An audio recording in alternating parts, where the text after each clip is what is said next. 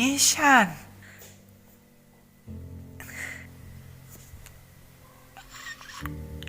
I bought chocolates for you, it's in the bag. Now let me rest for a while and I'll come to you later, okay? In the bag.